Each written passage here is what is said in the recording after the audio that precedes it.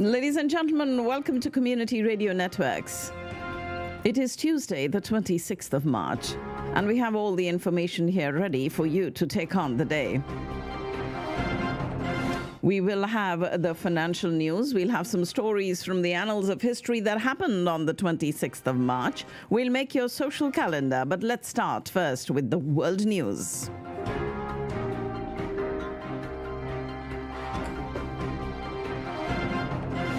This is Community Radio Networks, the world news, read by Shabnam Madgil. A tragic incident unfolding in Baltimore in Maryland when the Francis Scott Key Bridge, an integral part of the city's infrastructure, has been struck by a container ship early this morning. Shocking footage revealing the moment that the bridge's steel arches disintegrated and plunged into the Patapsco River around 1:30 a.m. The vessel appears to have crashed into one of the supports of the Francis Scott Key Bridge. Tragedy in Baltimore as this bridge was hit by a container ship, causing mass casualties. Shocking footage showing the bridge collapsing, and although the exact number of vehicles involved remains unclear, at least 7 people were thrown into the water. The Baltimore City Fire Department's dive team is on site for rescue efforts. 2 people have been rescued, and 1 is in very critical condition. Rescuers searching for more people after this ship collided with the Francis Scott Key Bridge early this morning, causing the bridge to collapse and sending people into the frigid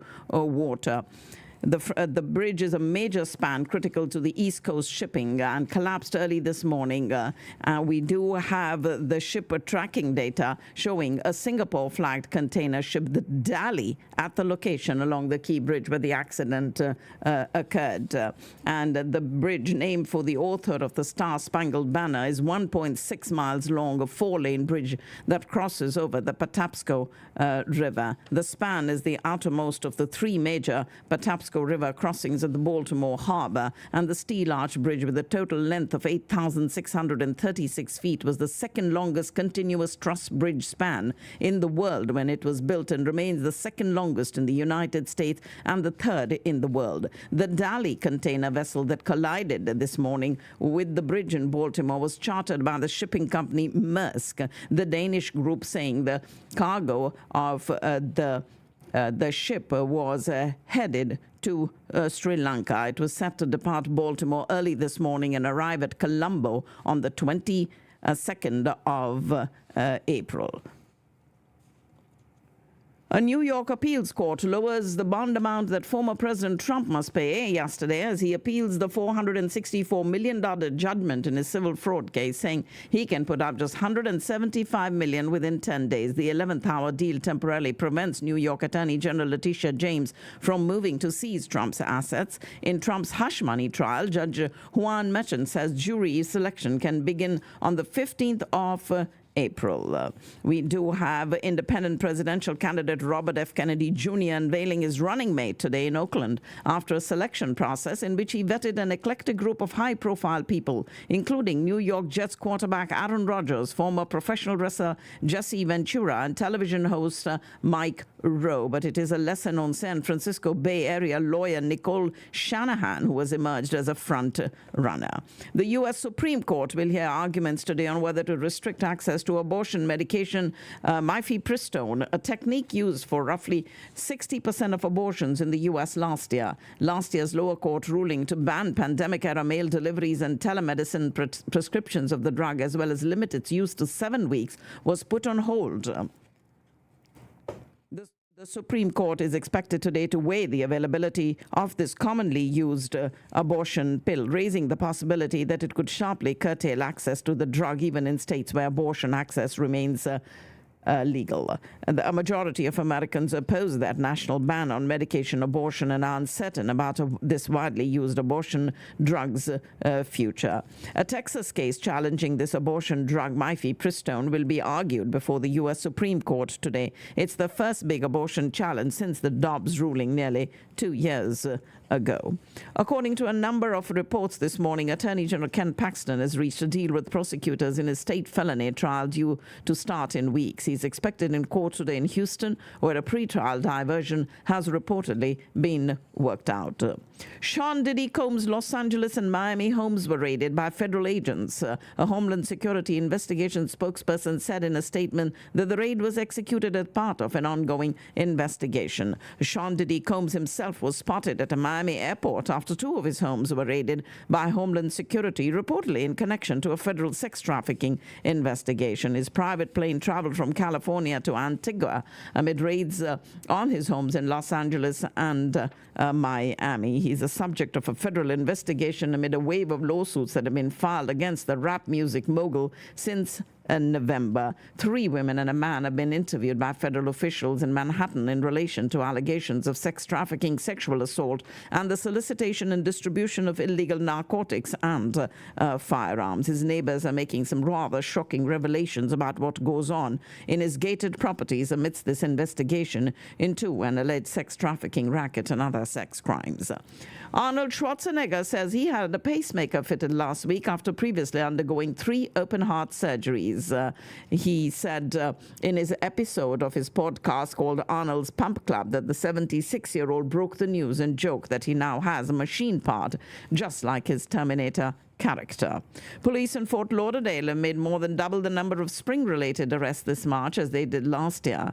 There were 18 arrests in the city this month compared to 8 all of last year.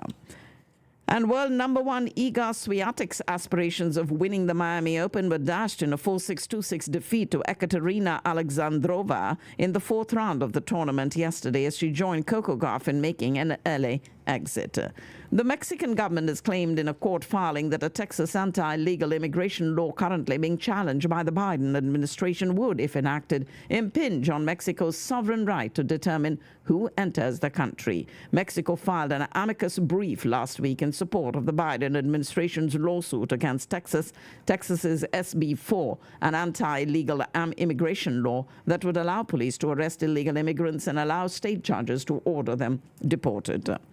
WikiLeaks founder Julian Assange this morning granted permission by a UK court to appeal his extradition to the US, where he's wanted on spying charges. He will therefore not be extradited immediately. The U.S. says that the charges related to his alleged role in one of the largest compromises of classified information in the history of the United States, and U.S. prosecutors seek to put him on trial for the release of the confidential military files and diplomatic cables. He's denied wrongdoing, and his lawyers have said the case against him is politically motivated.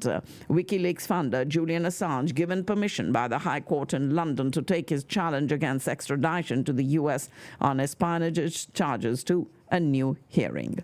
The divide between the U.S. and Israel is deepening after the UN passed a ceasefire vote, a first for the international body after multiple failed attempts. Israel cancelled a diplomatic visit by its senior advisors to Washington, D.C. yesterday after the UN Security Council passed this resolution calling for an immediate ceasefire in Gaza and the unconditional release of all hostages, and the approval comes after 4 previous attempts failed.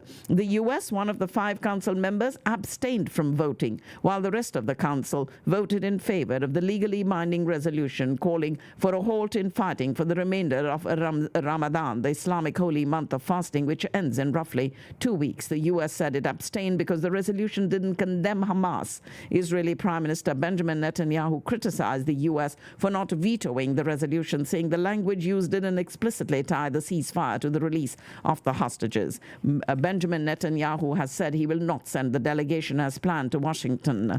And the White House National Security spokesman John Kirby said the Biden administration is perplexed by the Israeli Prime Minister Benjamin Netanyahu's decision to cancel this high-level delegation's planned visit to Washington after the U.S. decided not to veto the UN Security Council vote demanding a ceasefire in Gaza. The White House said that the U.S. abstention there does not signal a change in Washington's policy. The UN Security Council adopted this resolution yesterday demanding the immediate ceasefire between Israel and Palestinian militants Hamas after the U.S. abstained from that vote.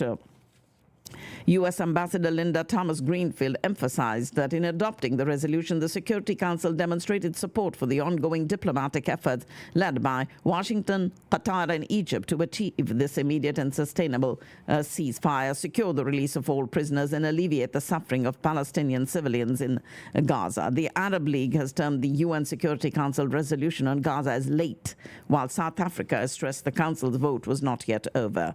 Hamas has welcomed the UN resolution calling for this ceasefire, and Israeli troops battled Hamas fighters in the Gaza Strip with no sign of a let-up in the escalation, despite the UN Security Council's resolution demanding the immediate ceasefire. A UN rights expert said there were reasonable grounds to determine that Israel has committed several acts of genocide in Gaza, also evoking ethnic cleansing. And Lebanon's caretaker Prime Minister Najib Mikati has said countries should pressure Israel to stop attacking Lebanon, allowing a UN Security Council decision calling for this immediate ceasefire. Hamas leader Ismail Haniyeh is in Tehran today for talks with the Iranian officials. Israel announced that forces thwarted a massive Iranian operation aimed at smuggling advanced weaponry to Palestinians in the West Bank. And Spain and Chile have highlighted that the two-state solution to the Palestine conflict was the only realistic and viable solution. France has urged work on a permanent ceasefire between Israel and Hamas. And a Moscow court, meanwhile, has ordered Wall Street Journal Ivan Gershkovich to remain in jail on espionage charges until at least late June. The 32-year-old U.S. citizen arrested in March last year while on a reporting trip and has spent nearly a year behind bars. His arrest was extended until the 30th of June. 3 astronauts on board Russia's Soyuz MS-25 made it safely to the International Space Station nearly 250 miles above Earth. After a nearly 2-day orbital journey, the spacecraft which carried these astronauts docked this morning after a 50-hour trip from Kazakhstan.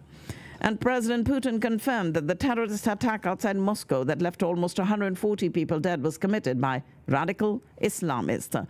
Russia has ordered at least 7 men accused of killing these 137 people in a massacre at this concert hall in the Russian capital to be held on terror charges, even as the death toll is expected to climb, and the men face life in prison. At the UN Security Council meeting, a minute of silence was observed yesterday to mourn the victims of the Moscow attack. Russia's response to the terror attack could drive a wedge between the country and one of its historical allies. Gunmen that opened fire inside the Crocus City Hall music venue have said that they were from the ISIS-K, a branch of the Islamic State group that has claimed responsibility for the attack. And meanwhile, Tajikistan, a country in Central Asia, has deep historical ties with Russia and was once part of the Soviet Union, now part of the Russia-led Collective Security Treaty Organization, which President Putin has long hoped would amount to the member country's version of NATO. The suggestion that the attackers were from Tajikistan could create new tensions between that country and Russia. Ukraine repelled a dozen Russian combat drones overnight, and all 12 drones were shot down. The UK's defense ministry declared Russia's Black Sea fleet functionally inactive after Ukraine claimed to have struck another 2 of its ships. And the Russian ambassador to Poland did not show up for a meeting at the Polish Foreign Ministry in Warsaw, where he had been summoned because of a Russian cruise missile that violated Polish airspace over the weekend. The recent deadly terrorist attack in Moscow has brought renewed attention to the ISIS-K terrorist organization in not only the US and other European nations, but to extremists watching. France joined the U.S. in saying intelligence shows the Islamic State was responsible for this deadly attack in Moscow. The American embassy in Paris has issued a security alert for U.S. citizens in France following last week's terrorist attack in Moscow. This means that visitors in France can expect to see heightened security in public areas, including public transport, places of worship, tourist sites, schools, sports venues, and other large commercial centers. The warning comes after the French government elevated its national security alert system to its highest level. And this attack in Moscow has also raised fresh security fears for the Paris Olympics, leading France's interior minister to promise that police and intelligence services would be ready. Farmers drove dozens of tractors in a slow-motion convoy towards Britain's Parliament to protest post-Brexit rules and trade deals that they say are endangering livelihoods and food security. Few had heard of him a year ago, and now he's set to become president. Bassirou Diomaye Faye's extraordinary rise caps a roller coaster period in Senegalese politics that caught many off guard. Months in jail alongside ally and kingmaker Sonko ended suddenly with the pair released the week before the presidential election. And now Mr. Clean, as he's nicknamed, must get to work on the sweeping reforms he has promised. Methodical and modest are words you often used to describe the tax collector who celebrated his 44th birthday. A South African court dismissed the ruling party's case demanding a rival opposition party to be deregistered and banned from participating in the upcoming election. In this news out of Johannesburg, more than 130 Nigerian school children rescued after more than 2 weeks in captivity arrived in their home state in northwestern Nigeria ahead of their anticipated reunions with families following the latest in a series of mass school abductions in the West African nation. The Houthis said they would refrain from attacking Chinese ships off the coast of Yemen, but this past weekend the Iran-backed rebels did exactly what they said they wouldn't. And the Taliban supreme leader has vowed to start stoning women to death in public as he declared the fight against Western democracy will continue. You say it's a violation of women's rights when we stone them to death, said Mullah Hibatullah Akhundzada in a voice message. But we will soon implement this punishment for adultery. We will flog the women in public. We will stone them to death in public, he declared in his harshest comments since taking over Kabul in August of 2021. 6 more bodies of Rohingya refugees have been found at sea off Indonesia after a boat with more than 150 people aboard capsized last week. The bodies of the 6 women were found off the coast of Aceh province. Ladies and gentlemen, you're listening to the World News on Community Radio Networks. And External Affairs Minister Jai Shankar, who is on an official visit to Manila, held a warm and productive meeting with Philippines Secretary for Foreign Affairs Enrique Manalo and discussed wide-ranging issues of security and maritime cooperation. India firmly supporting the Philippines in upholding its national sovereignty amid the Southeast Asian nation's maritime dispute with China in the South China Sea. The Delhi High Court today will hear Chief Minister Arvind Kejriwal's plea against his arrest by the Enforcement Directorate in the excise policy scam. And Delhi Health Minister Saurabh Bharadwaj, and leader of the Aam Aadmi Party, said that despite being in the custody of the directorate, Delhi Chief Minister Arvind Kejriwal today issued a directive to Minister Bharadwaj to address health concerns in the national capital. Punjab Minister Harjot Singh Benz and Somnath Bharti, along with several Aam Aadmi Party members, were detained by police in New Delhi this morning. They had gathered at the Patel Chowk to protest against the arrest of Delhi Chief Minister Arvind Kejriwal. And the Delhi Metro Rail Corporation has announced that the Lokmalyan Marg Metro station will continue to remain closed until further notice in view of the Aam Aadmi Party's call to Gherao of Prime Minister residence against the arrest of Delhi Chief Minister Arvind Kejriwal. Sadhguru Jaggi Vasudev, following an emergency brain surgery at the Apollo Hospital in Delhi, has provided an update indicating recovery. He shared a 19-second video in which he can be seen reading a newspaper within his hospital quarters, uploaded on his social media platforms. Having registered their first win of the IPL 2024 in front of their home fans, the scenes inside the Royal Challengers Bengaluru were of celebrations, loud cheers, motivational speeches, and a team song as well. Virat Kohli's 77, studded with 11 fours and 2 sixes, helped the Royal Challengers Bengaluru chase down their victory target of 177 with 4 balls to spare against the Punjab Kings yesterday. And it'll be a test of wits between the 2 new captains, Shubman Gill and Ruturaj Gaikwad, when defending champions the Chennai Super Kings clash with the Gujarat Titans in this IPL match today.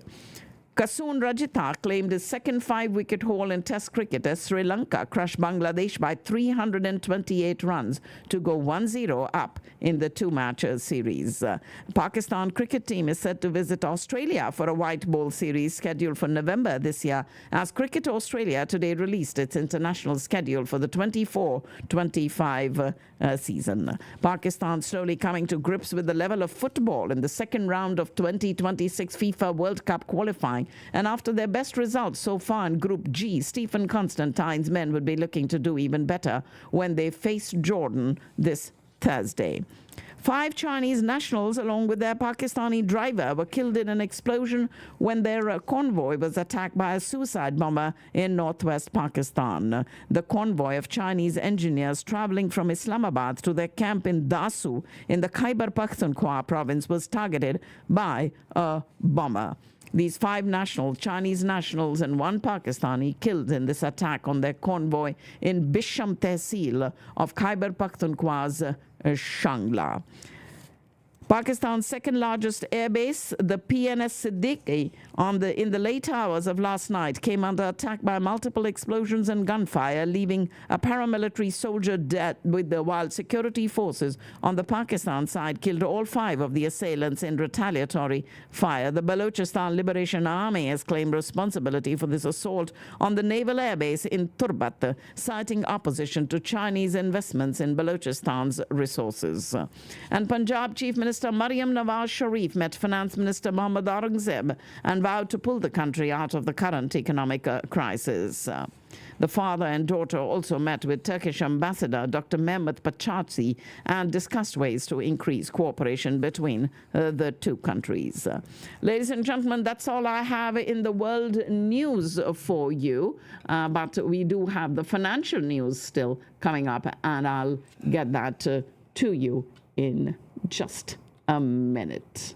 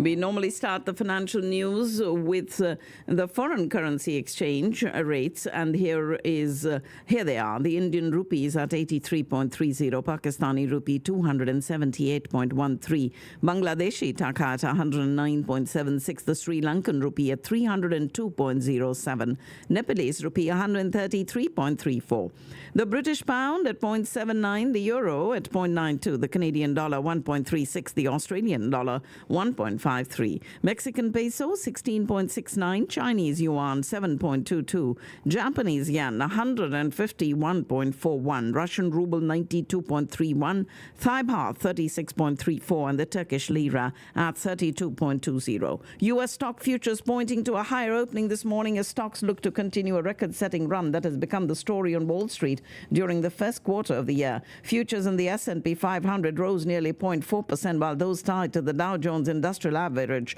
edged higher by about 0.2%. Futures tied to the tech-heavy Nasdaq Composite led the way up, rising about 0.5%. Wall Street did take a break from its rally yesterday, with all three major indexes dipping slightly, but a bullish mood is prevailing with the latest signal coming from Oppenheimer asset management strategist John Stoltzfus, who raised his 2024 S&P 500 price target to a street high 5,500. And today the focus turned to economic data coming down the pike. Readings on durable goods orders and U.S. consumer confidence are due today, as is the latest release of the Case-Shiller Home Price Index. Wall Street did encounter that retreat yesterday, but doing fine this morning. Oil steadied after the previous session's gains, with OPEC set to affirm its policy of production cuts amid tensions in the Middle East and Russia. Global benchmark Brent traded below $87 a barrel after rising 1.6% yesterday, while West Texas Intermediate near $82. Bitcoin enthusiasts appear to be shrugging off last week's outflows from U.S. exchange-traded funds, with the largest cryptocurrency climbing back above $70,000 again. The Biden administration shared that it was awarding 20 states about $6 billion in grants to help their greenhouse gas emissions emitted from their metals, chemicals, and other hard-to-decarbonize industries. And the U.S. Department of Education sent out hundreds of thousands of student financial aid assessment to colleges in recent weeks that have since been found to be inaccurate. An estimated 200,000 students had the amount of money they could afford to pay for college miscalculated, which potentially gave more financial aid to students who had more money. Get ready for the debut of the new social media ticker today, DJT, Donald Trump's struggling social media platform, founded after he was booted from the major social media platforms following the January 6 Capitol riot attacks, set to begin trading on the Nasdaq Stock Exchange this morning under the ticker that bears his initials. Truth Social's parent company, Trump Media and Technology Group, will replace Digital World Acquisition after completing a merger with Digital World, a shell company that was already listed on the Nasdaq. Former President Trump's social media startup rising ahead of its first session as a publicly traded company after the most high-profile blank check deal in years. It has gained as much as 30% in pre-market trading today after completing that merger with Digital World Acquisition Corp. The deal gives the parent company of Truth Social more than $275 million of much-needed capital and provides that windfall on paper for Trump as he faces a mounting series of legal and financial woes that we talked about. Shares of the company have jumped nearly 2% before the bell this morning. NVIDIA earned its $2.2 trillion market cap by producing artificial intelligence chips that have become the lifeblood powering the new era of generative AI developers, from startups to Microsoft, OpenAI, and Google parent Alphabet.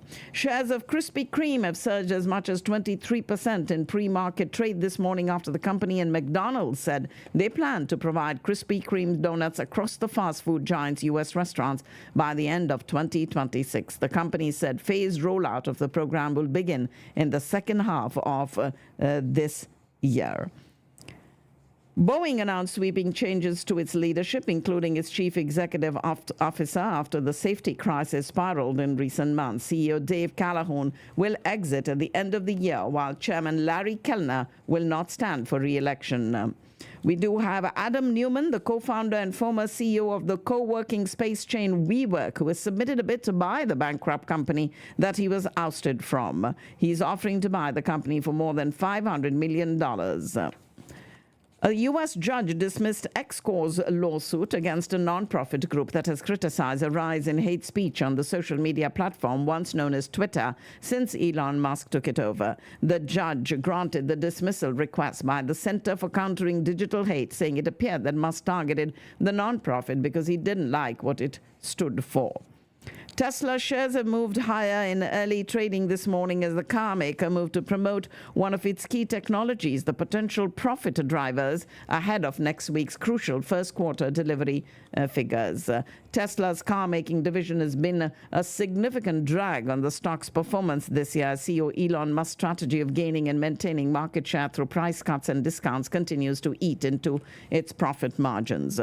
A U.S. lawmaker involved in health policy has asked the Food and Drug Administration why it did not inspect Elon Musk's Neuralink before allowing the brain implant company to test its device in humans. The FDA inspectors found problems with record-keeping and quality control for animal experiments as Neuralink, less than a month after the startup said it was cleared to test its brain implants in humans. Lucid Motors is raising another $1 billion from its biggest financial backer, Saudi Arabia, as it looks to blunt the high costs associated with building and selling its luxury electric sedan. And cash-strapped Fiskars talks with a large automaker for a potential deal have collapsed, and the New York Stock Exchange plans to delist the electric vehicle startup's shares due to abnormally low price levels. The New York Stock Exchange has also suspended trading in the stock hours after it was halted pending an announcement yesterday.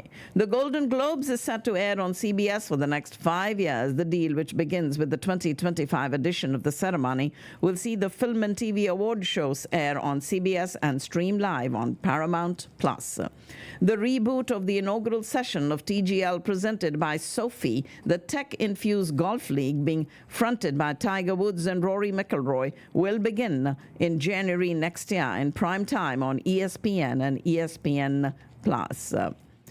Dollar Tree has announced this week that it is going to be closing 600 of its Family Dollar locations nationwide and an additional 400 over the next few years as the leases expire. The company shared that the planned Family Dollar closures will in total be 970, as the remaining 30 will be Dollar Tree locations, representing about 15% of its Family Dollar locations nationwide. The famous work ethic of honeybees might spell disaster for these busy crop pollinators as the climate warms. Flying shortens the lives of bees, and worker honeybees will fly to find flowers whenever the weather is right, regardless of how much honey is already in the hive. And using climate and bee population models, researchers found that increasingly long autumns with good flying weather for bees raises the likelihood of colony collapse in the spring. Florida will have one of the country's most restrictive social media bans for minors if it withstands expected legal challenges under a bill signed by Republican Florida Governor Ron DeSantis yesterday. The bill banning social media accounts for children under 14 and requiring parental permission for 14 and 15-year-olds, slightly watered down from a proposal that he had vetoed earlier this month, the week before the annual legislative session ended. And there will be no need to go hungry at the Globe Life Field, where the Texas Rangers open their season this Thursday. The vendors there unveil the lineup of new foods, and one of the more talked about items is the Boomstick Triple Play. The family-size feature uses the now traditional Boomstick box to hold 2 hamburgers, a foot-long hot dog, and an order of nachos intended for a family of 4 and cost $33. The City of Dallas starting town hall meetings to hear people's priorities for the next budget year. The Dallas City Council passed its largest budget ever for the fiscal year that started in October, totaling $4.6 billion. And as you drive up the Dallas North Tollway, you might notice that big top that's turned up at the Frisco Rough Riders ballpark. The circus is in town, Circus Vasquez, and they have performances through the 1st of April.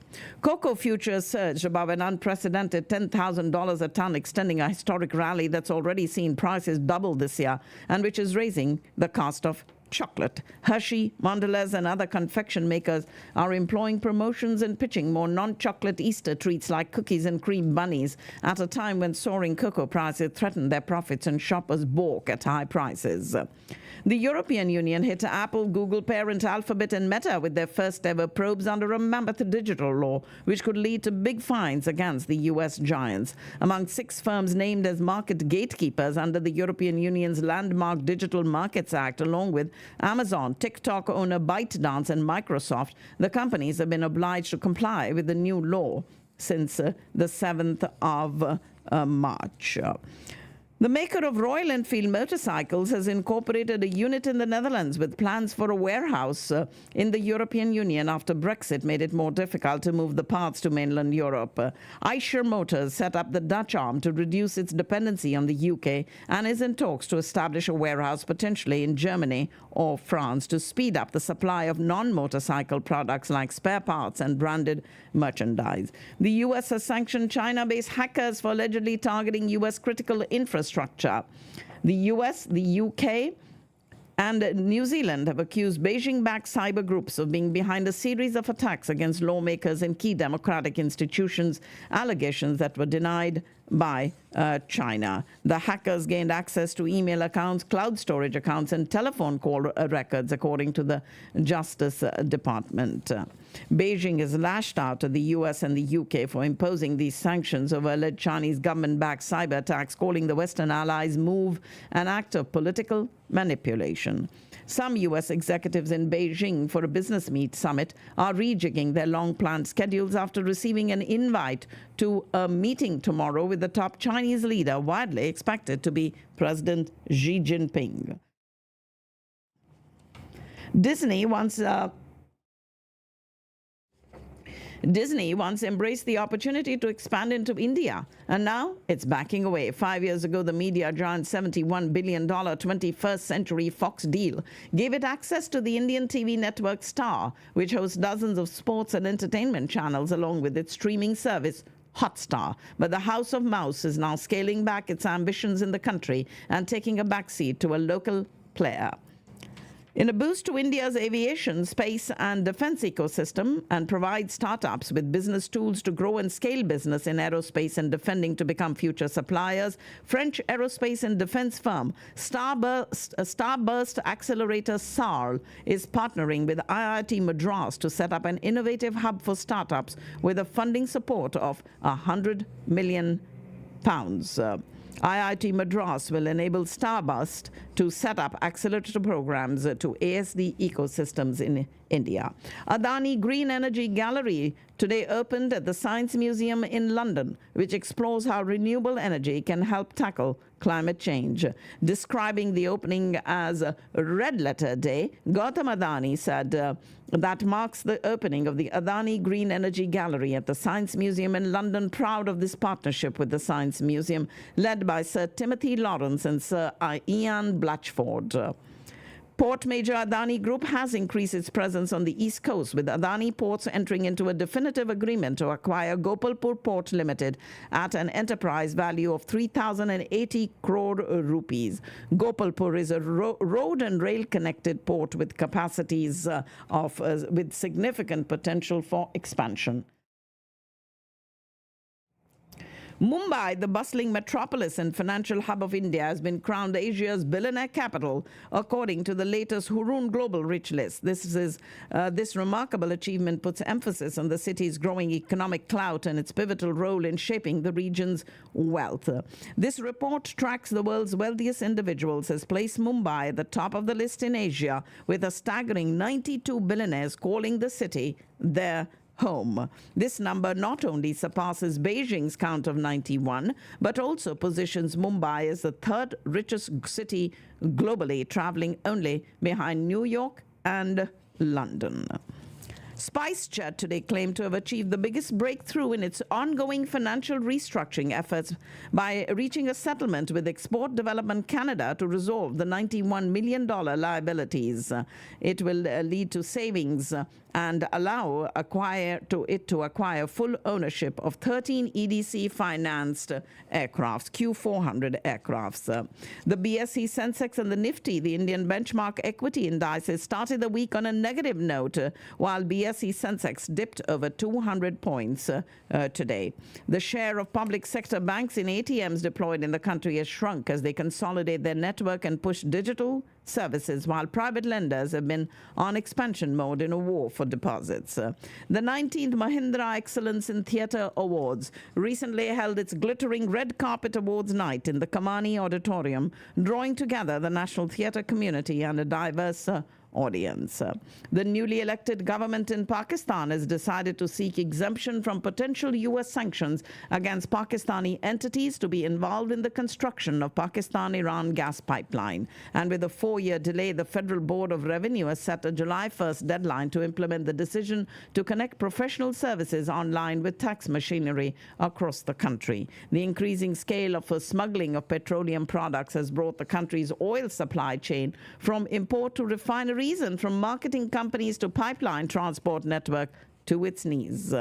3 major petroleum market stakeholders, Oil Companies Advisory Council, 22-member Oil Marketing Companies of Pakistan, and the Pakistan Arab Pipeline Company Limited that transports various products through pipelines, have separately approached the federal government with unprecedented foul play in petroleum trading and sales. Prime Minister Shehbaz Sharif, taking notice of delays in the implementation of trace and track system in tobacco, sugar, cement and fertilizer industries, has ordered immediate action against tax defaulters and evaders. Ladies and gentlemen, that's all I have in the financial news for you today. I do have the final segment of the program coming up. Stay with me. Give me 1 minute.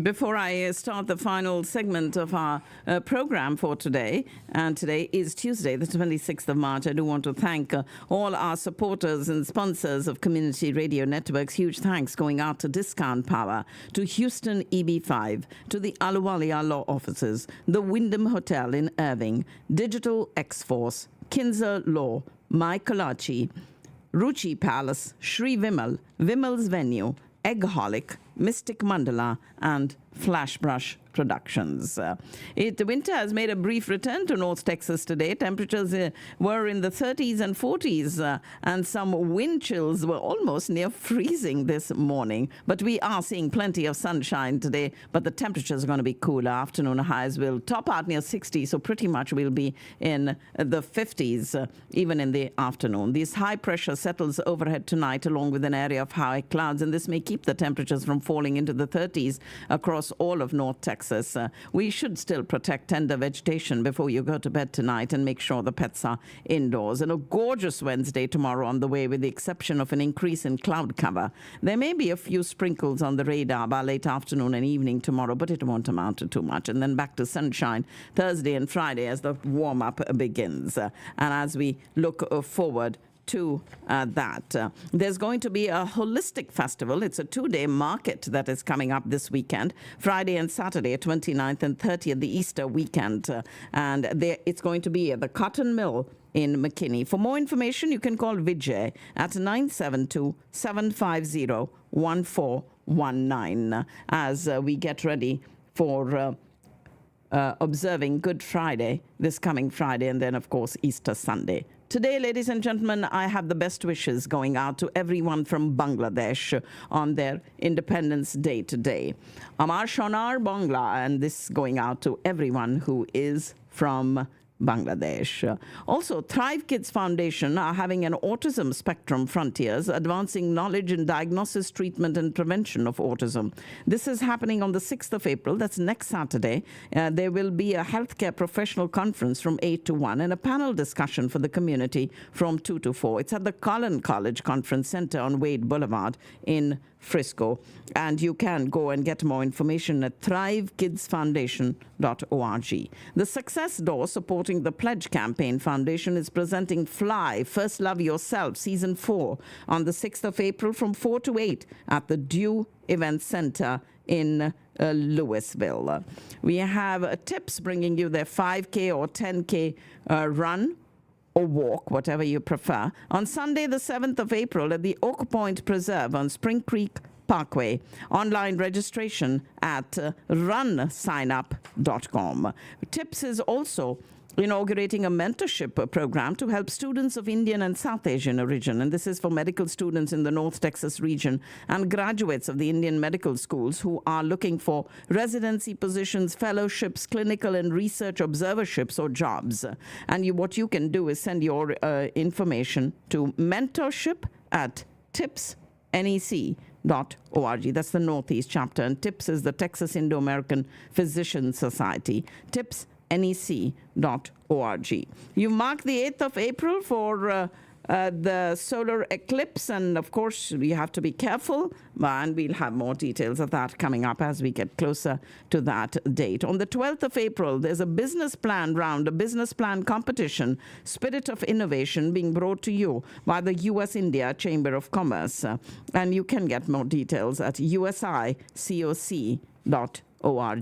Vibha bringing you their 18th annual Kite Flying Festival. That's happening on the 13th of April from 3 to 8 at the Sound at Cypress Waters on Olympus Boulevard in Coppell. There they will also be having Talent for a Reason and calling anyone who wants to dance, sing, do stand-up comedy, show a unique skill, or do martial arts. Any talent is welcome, so join on the community stage out there. The Sound Amphitheater in Coppell by Vibha on the 13th of April. On the 20th of April, the Hyderabad Society of North Texas having their Eid picnic from noon to 6 at the Travick Pavilion in Grapevine. And for more information, you can call Mohammed Hamid, 469-544-4118.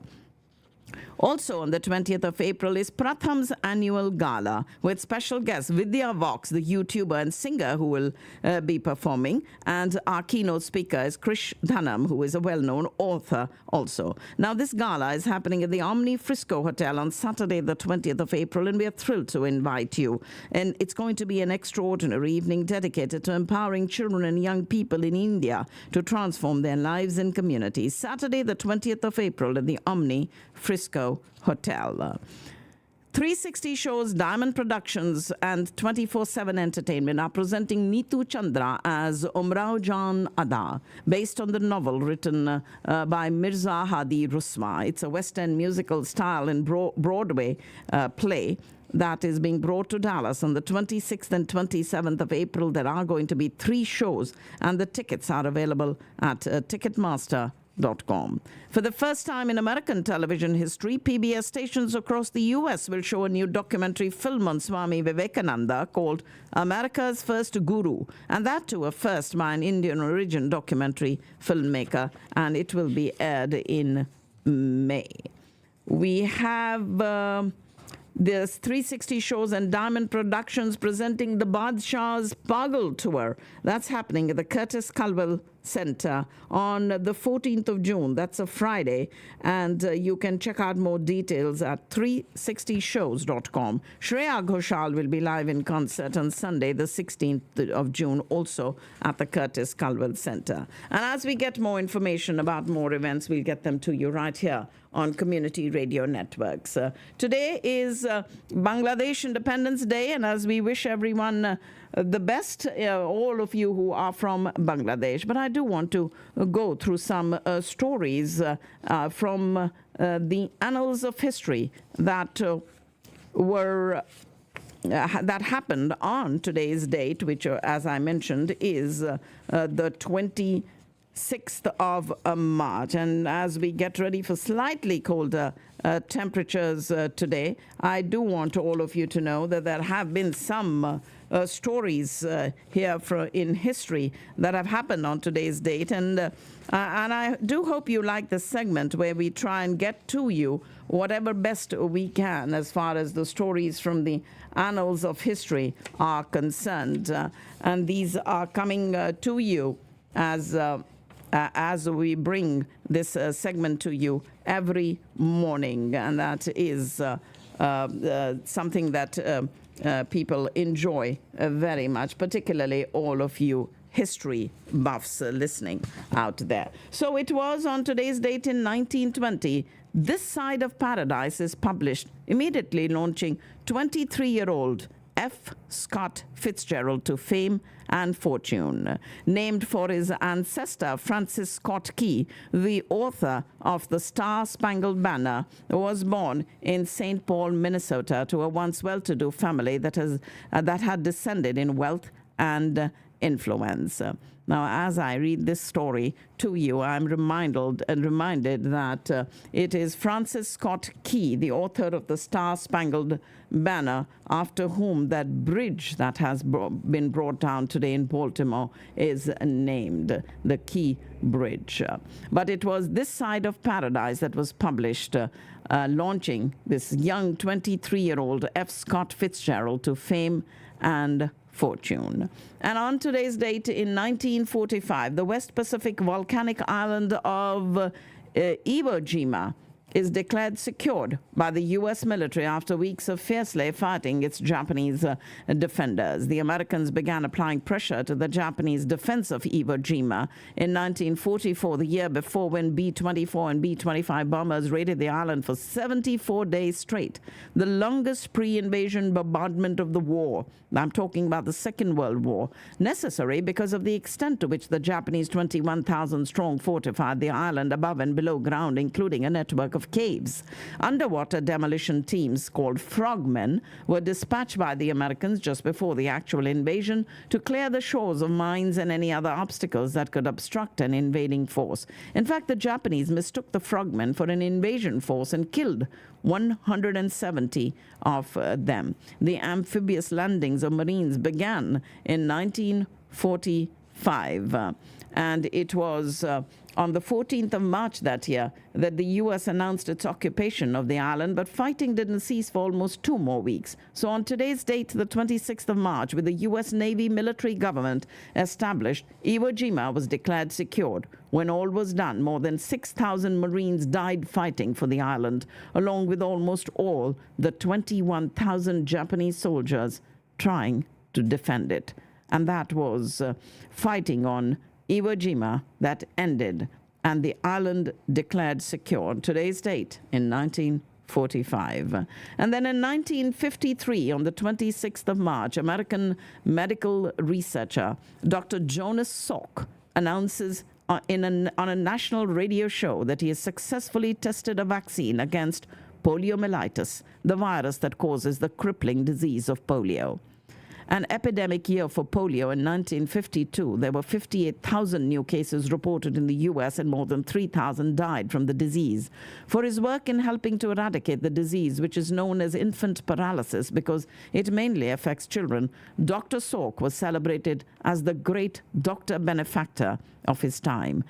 Polio, ladies and gentlemen, a disease that affected humanity many times throughout recorded history, attacks that nervous system and can cause varying degrees of paralysis. Since the virus is easily transmitted, epidemics were commonplace in the first decades of the 20th century, and the first major polio epidemic in the U.S. occurred in Vermont in the summer of 1894. And by the 20th century, thousands were affected every year. In the first decades of the 20th century, treatments were limited to quarantines and the infamous iron lung, a metal coffin-like contraption that aided respiration. And although children and especially infants were among the worst affected, adults were also afflicted, including future President Franklin Roosevelt, who in 1921 was stricken with polio at the age of 39 and was left partially paralyzed. So this disease was brought under control by Dr. Jonas Salk, who announced his polio vaccine on today's date, the 26th of March in 1953.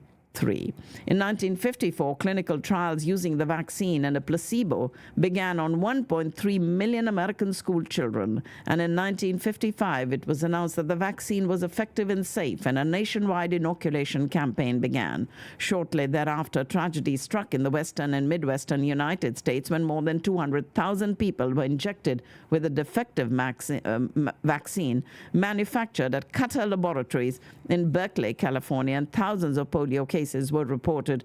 200 children were left paralyzed and 10 died. The incident delayed the production of the vaccine, but new polio cases dropped to under 6,000 in 1957, the first year after the vaccine was widely available. In 1962, an oral vaccine developed by Polish-American researcher Albert Sabin became available, greatly facilitating the distribution of the polio vaccine. And today, there is no year-round transmission of poliovirus in the United States. Among other honors, Jonas Salk was awarded the Presidential Medal of Freedom in 1977. He died in La Jolla in California in 1995. But Dr. Jonas Salk is credited with the polio vaccine on today's date in 1953. In 1968, after being told by Defense Secretary Clark Clifford that the Vietnam War is a real loser, President Johnson, still uncertain about his course of action, decides to convene a 9-man panel of retired presidential advisors, and the group, which became known as the Wise Men, included the respected generals Omar Bradley and Matthew Ridgway, distinguished State Department figures like Dean Acheson and George Ball, and McGeorge Bundy, National Security Advisor to both the Kennedy and Johnson administrations. And after 2 days of deliberation, the group reached a consensus. They advised against any further troop increase and recommended that the administration seek a negotiated peace. And that was the Wise Men's advice to President Johnson to negotiate peace in Vietnam on today's date in 1968. A group of women strike for peace demonstrate in Washington, D.C. in the first large anti-war demonstration since President Richard Nixon's inauguration in January. The anti-war movement had initially given Nixon a chance to make good on his campaign promises to end the war in Vietnam. However, it became increasingly clear that Nixon had no quick solution. And as the fighting dragged on, anti-war sentiments against the president and his handling of the war mounted steadily during his term in office. And this anti-war demonstration happened in Washington, D.C. on the 26th of March in 1968. 1969. And 10 years later, on today's date, in a ceremony at the White House, Egyptian President Anwar al-Sadat and Israeli Prime Minister Menachem Begin signed a historic peace agreement ending 3 decades of hostilities between Egypt and Israel and establishing diplomatic and commercial ties. Less than 2 years earlier, in an unprecedented move for an Arab leader, Sadat had traveled to Jerusalem in Israel to seek a permanent peace settlement with Egypt's Jewish neighbor after decades of conflict. His visit, in which he met with Begin and spoke before Israel's parliament, was met with outrage in most of the Arab world. And despite this criticism from Egypt's regional allies, Sadat continued to pursue peace with Begin. And in 1978, the two leaders met again in the United States, where they negotiated an agreement with President Jimmy Carter at Camp David in Maryland, the Camp David Accords, the first peace agreement between the State of Israel and one of its Arab neighbors, laid the groundwork for diplomatic and commercial relations, and 7 months later, a formal peace treaty was signed, and that happened on today's date in 1979. And for their achievement, they were jointly awarded the 1978 Nobel Peace Prize. And Sadat's peace efforts were not so highly acclaimed, though, in the Arab world. Egypt was suspended from the Arab League, and in 1981, Muslim extremists assassinated Sadat in Cairo. Nevertheless, the peace process continued without Sadat, and in 1982, Egypt formally established diplomatic relations with Israel. Following an anonymous tip, police entered a mansion in Rancho Santa Fe, an exclusive suburb of San Diego in California, and discover 39 victims of a mass suicide. Happened on today's date in 1997. The deceased were 21 women and 18 men of varying ages, all found lying peaceably in matching dark clothes and Nike sneakers, and had no noticeable signs of blood or trauma.